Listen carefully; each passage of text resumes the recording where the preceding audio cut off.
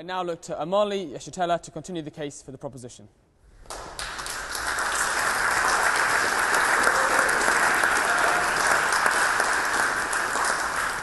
Mr. President, ladies and gentlemen, I have only recently come here from the United States of America. And that being the case, I cannot stand before this august body without prefacing my statement in defense of closer unity of Africa,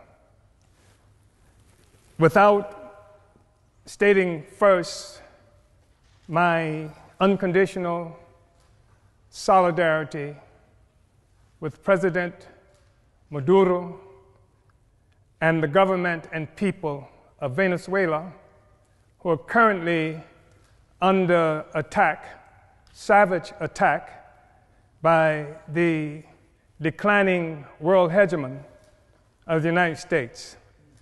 I think it's absolutely necessary to say that coming from that country, and especially looking at the fact that the United States travels the world preening, presenting itself as the guardian of democracy and the rights of the peoples around the world, where the reality is that Africans who are colonized in the United States represent at least half of the largest prison population in the world. There are more Africans in prison in the United States than there are people in Djibouti or in Equatorial Guinea. And so we find it very difficult, also recognizing that by their own estimates, it would take 228 years for the income of Africans colonized in the United States to equal that of the colonial white population. So it is absolutely necessary for me to stand here today before you expressing total opposition to the United States government terroristic actions against the people of Venezuela with an attempt to starve the people into opposition to their government. Mr. President, brothers and sisters, comrades, it is also necessary for us to say that this question of a closer union with Africa, or between Africans, or within Africa, is not a purely academic question, despite the fact that this debate is occurring within the pinnacle of bourgeois academia.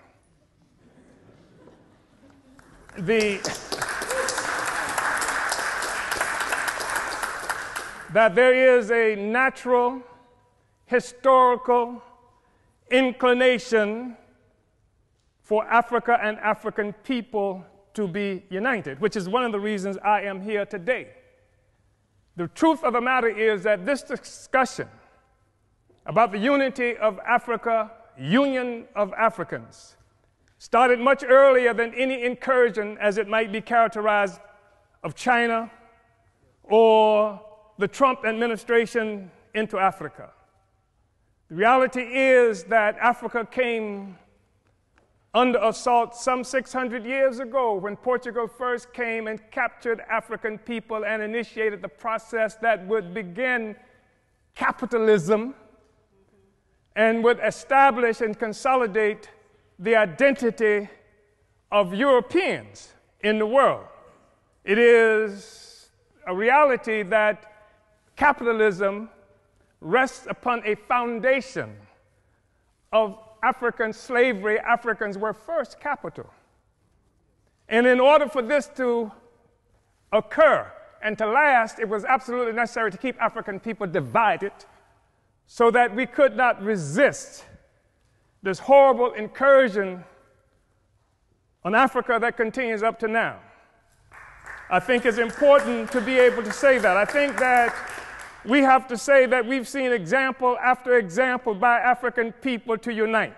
We've seen what used to be warring tribes in this geographical terrain that we occupy at this moment, able to achieve a sense of sameness that people refer to as nations, founded on a common economy that came from slavery and colonialism. This is the basis of the unity that we see.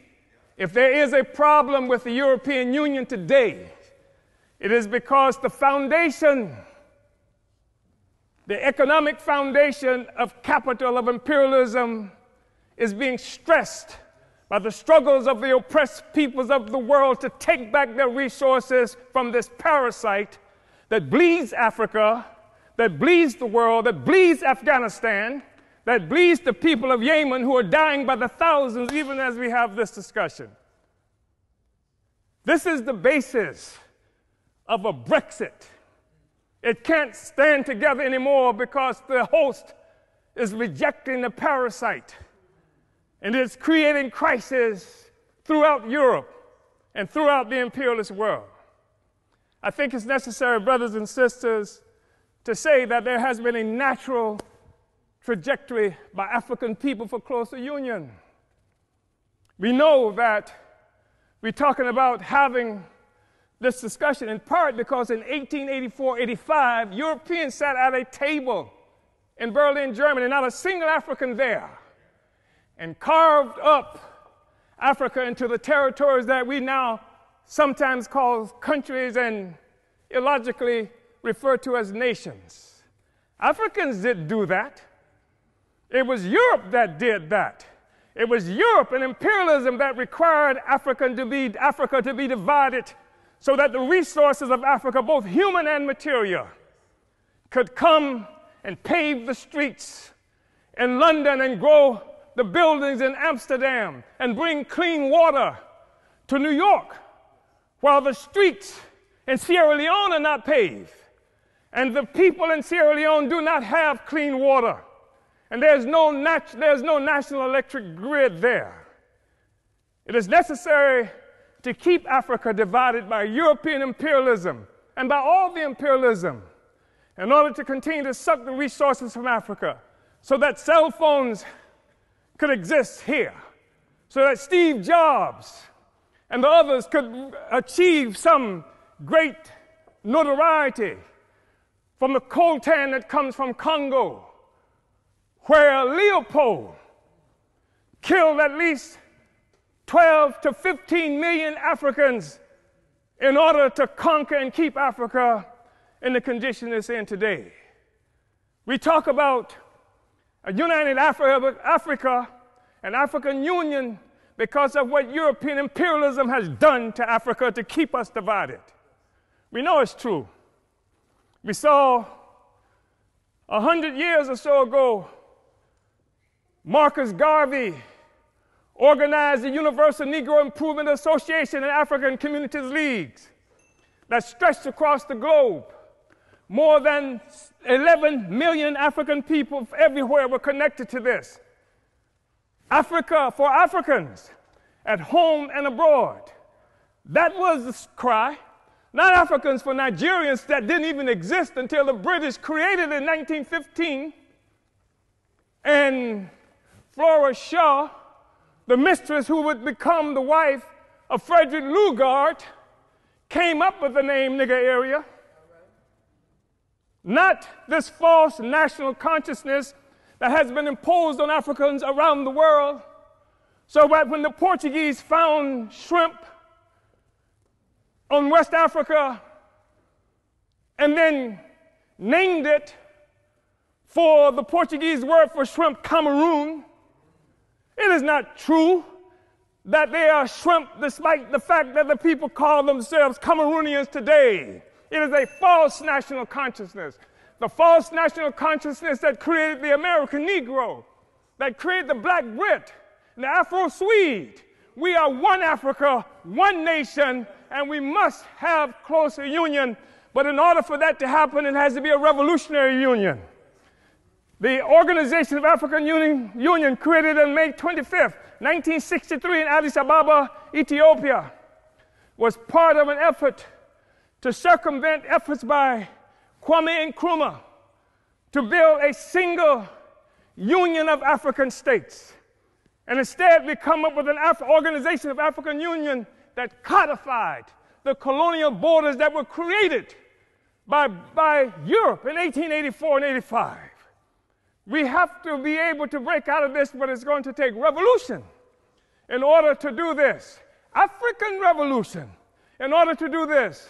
African revolution that will destroy imperialism and the world economy that's responsible for the growing immiseration of the masses of people around the world. Uhuru.